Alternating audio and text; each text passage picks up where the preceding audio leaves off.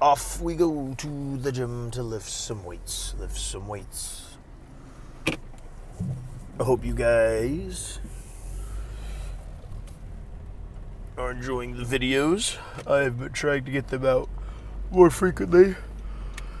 Ironically, I had to mess with some copyright and mute some segments on my last video, so it got like re-uploaded twice. So technically, I put that up 2 to 3 days ago, but I ended up having to go through it twice. And by the time it got fully uploaded, it was, and reviews were done, it was put to the public, it was already like 4 or 5 days apart from the other video.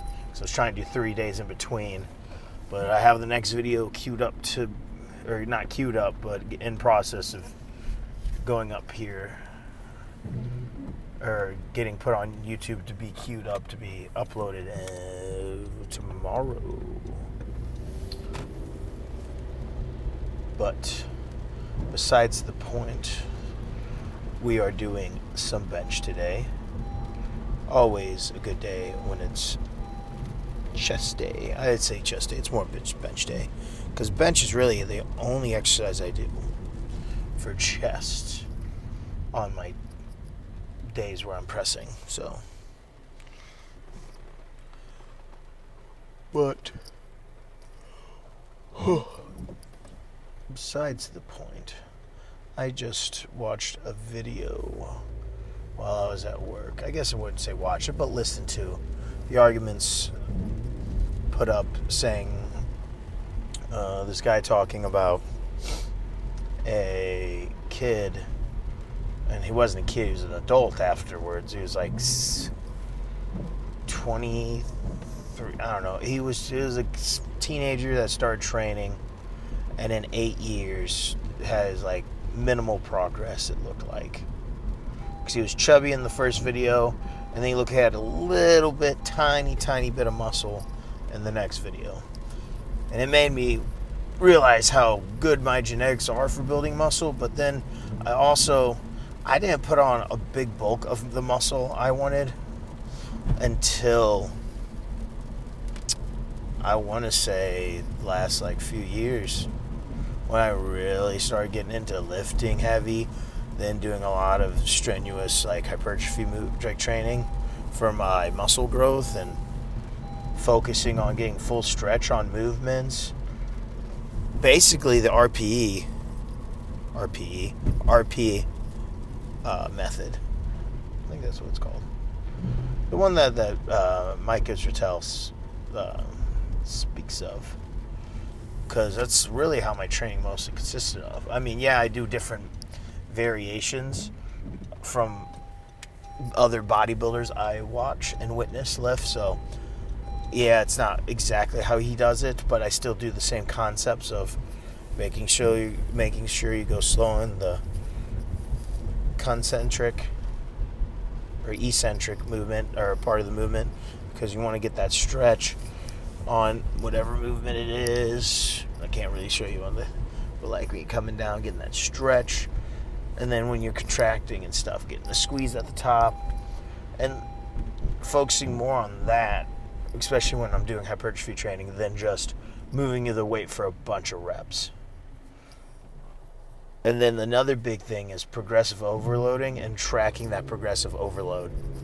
Because when I was looking at this kid, I'm like, and the person arguing was saying how like this is like 99% or some ridiculous percentage of what happens to your average lifter or a person that goes to the gym, no progress.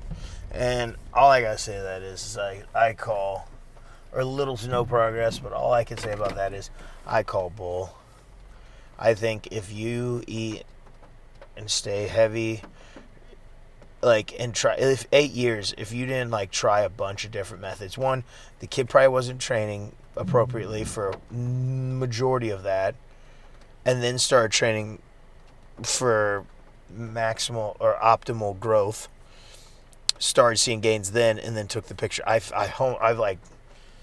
am very, very confident in saying like something similar to that happened. Or if he didn't make much progress over the whole years, he wasn't training properly. I feel like training properly and getting that mind muscle connection, getting stretches and squeezes and feeling your muscles contract.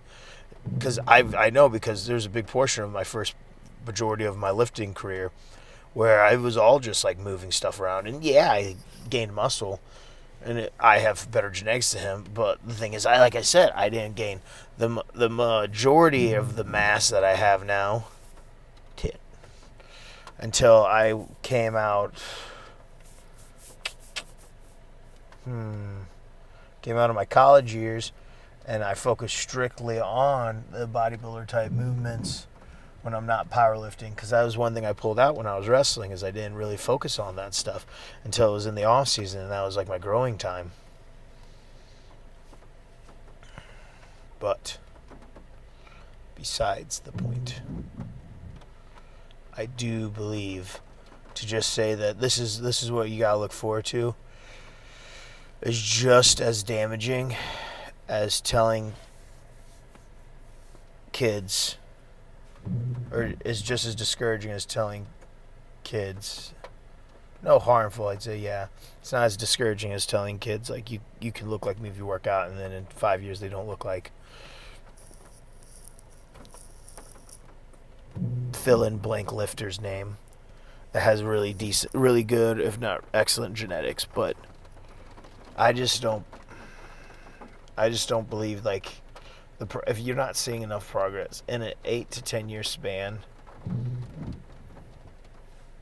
you most definitely need to rethink, change something. Something needs to happen to how you're lifting then. That is what I solemnly believe. So this was more of a rant before the gym. We're about to go and hit some bench. I will talk to you guys afterwards.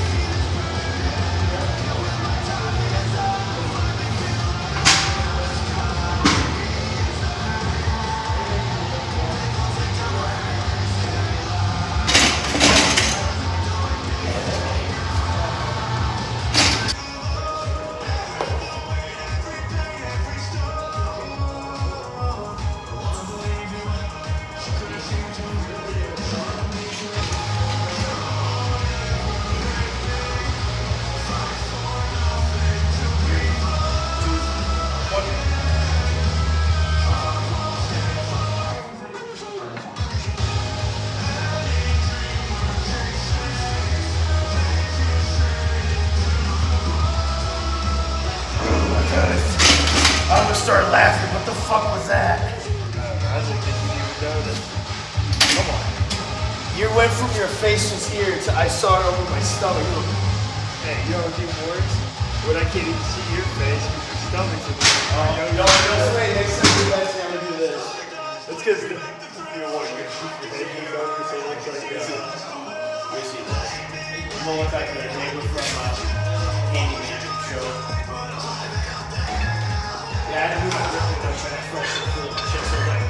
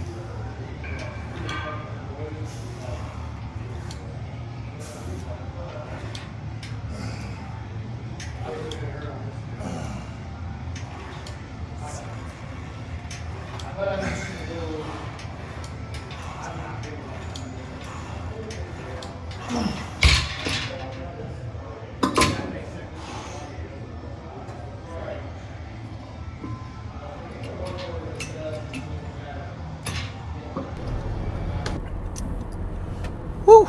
Okay. Great lift today, guys. 330 redemption bench from last week, which was supposed to be a 7.5 or so.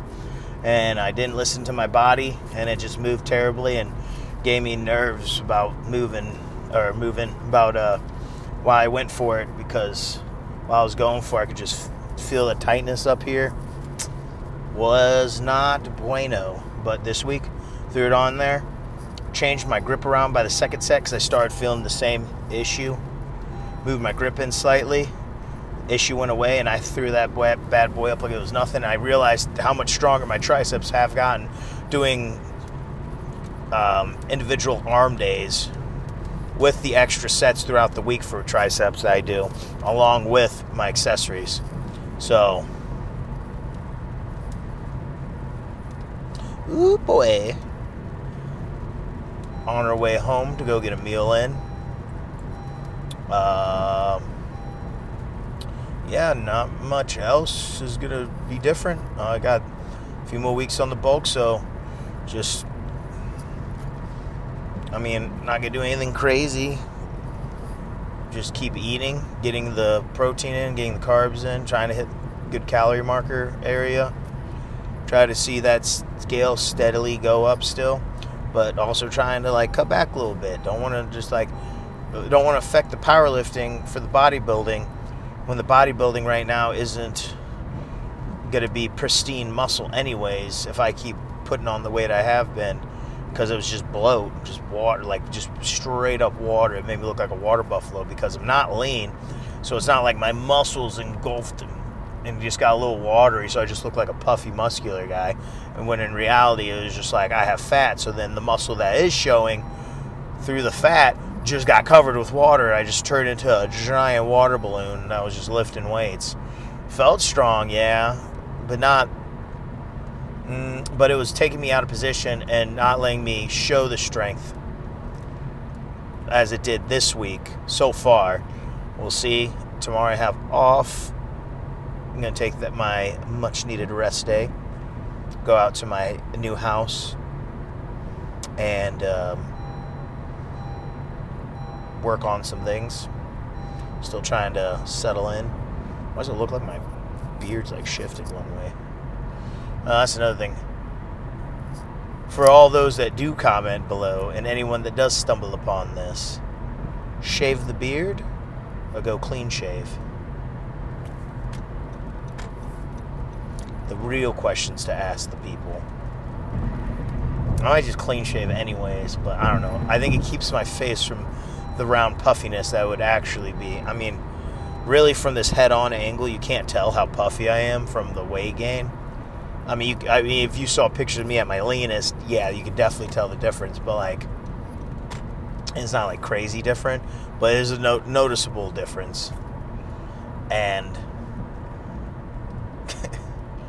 the beard, I think, gives that length and like shape to my face, so that way, if I shave this off, it would just be double chin, looking like a Chinese phone book with how many chins I'd have. But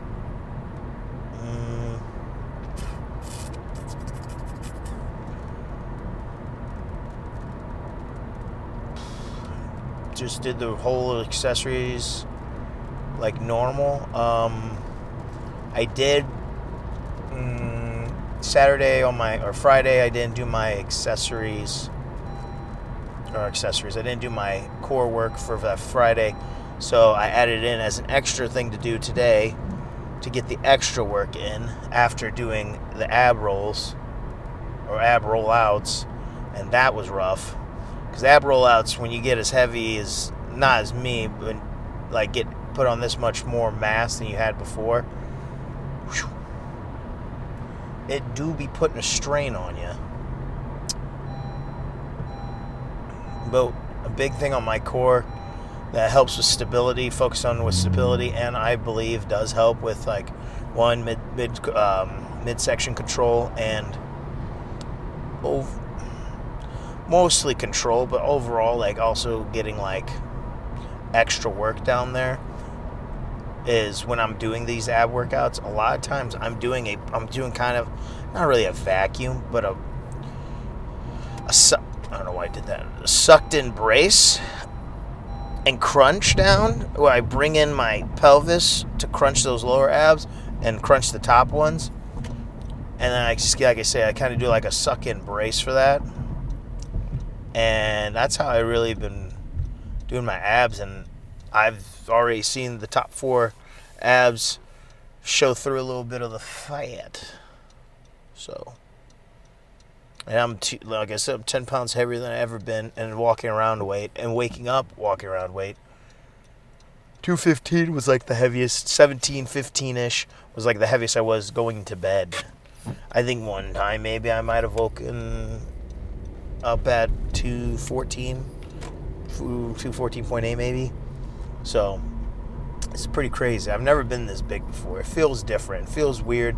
I've had people, I'd be wearing a 2XL and people will be like, oh, why are you wearing such a big shirt? And I'm like, because if I wore my normal larges, it would look like I was trying to squeeze a freaking sausage meat in a tube or whatever. Feels like something on my ankle. There's a bug on my ankle. Yow.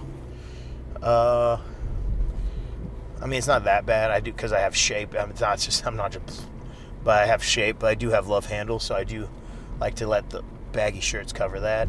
And I might have big, wider back and shoulders to help cover that up too.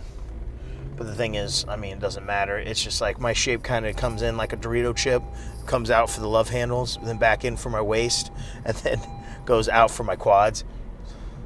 Out here looking like a really weird bottom of a vase, you know, how they go here, in, and then back out real quick, and then back in, and then back out for the base. Google it. Out here doing analogies, and you guys are probably just like, what is he talking about? Half you probably don't even own vases, and if you do, it's not yours. Probably someone you know brought one in.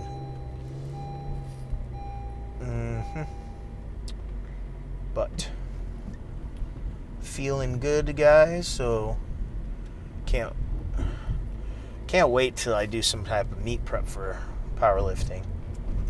I'd almost want to do one before I cut for this bodybuilding show because I know I'll lose a lot of strength. I mean, I won't lose. I couldn't actually honestly say how much I think I'll lose, but if I had to guess, I'll probably be like 25% weaker probably, due to the fact of just weight loss and the amount of strain that puts on your joints as powerlifting does. So that's why I do keep a lot of fat in my diet.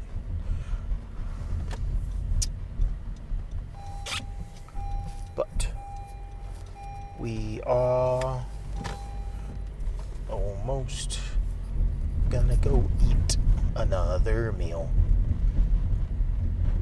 The old lady made me some food, so now I get to be jacked and big. But that's it of the video. Just a heavy week. Like I said, we don't do we just do accessories, no extra bodybuilder hypertrophy type training after that, just the accessories, so that when my body, more my joints and tendons can heal from all this, and CNS from all this abuse I'm giving it. But you guys will enjoy the movement of all this heavy ass weight. So I will see you guys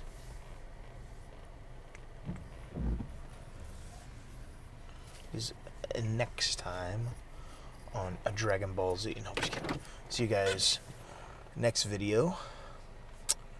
So always remember, stay juicy, twinks.